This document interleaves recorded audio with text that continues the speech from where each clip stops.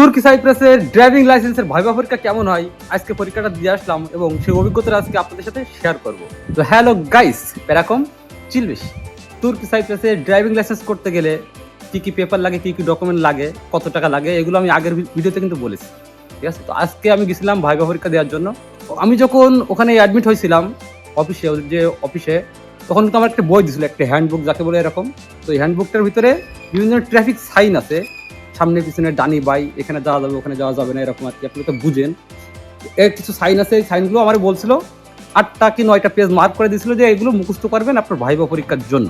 তো জাস্ট আমি মুখস্থ করছিলাম এগুলো।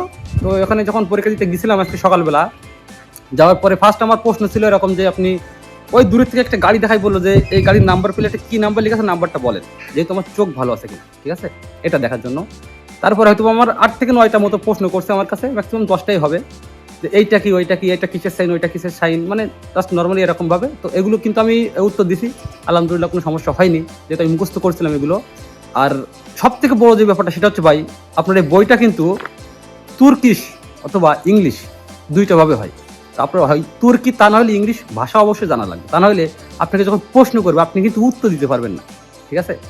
তো অবশ্যই এই বইটা একটু ভালো করে পড়বেন এবং ভাষাটা খুবই জরুরি। আর প্রত্যেকবার যখন আপনাকে ডাকবে অফিস থেকে, প্রত্যেকবার আপনি আপনার পাসপোর্ট এবং ভিসাটা সাথে করে নিয়ে যাবেন, কেননা ভাইভা বোর্ডে প্রথম ঢোকার পরেই আপনার ভিসার যে ফটোকপি আপনি দিবেন, ওর স্ক্যানারটা বলবে যে আপনি স্ক্যান করে একটা অনলাইন করেন, অনলাইন করে আমাদের দেখান, আপনাকে অনলাইন করে এটা দেখাতে হবে আসলে আপনার ভিসাটা লিগাল আছে কিনা, অনলাইনে আছে কিনা। আর আহামরি কোনো সমস্যা নেই, যদি আপনি পরীক্ষায় ফেল করেন সেক্ষেত্রে বিপরীত অবশ্যই তো একটা ওয়ে থাকে নাকি, সেক্ষেত্রে আপনার কিছু টাকা পয়সা বেশি খরচ হবে, ঠিক আছে, তাছাড়া এমনি কোনো সমস্যা না।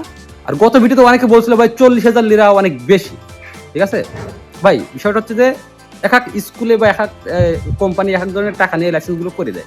হয়তো আমি 5,000 টাকা আমার বেশি গেছে, এটা ঠিক আছে, কোনো সমস্যা নেই, কোনো জায়গায় 5,000 কম হইতে পারে। তো আমি যেখানে গেছি এখানে আমার 40,000 টাকা লাগছে। আর যদি আপনারা আরো কমে করতে পারেন সেটা ভালো, কোনো সমস্যা না।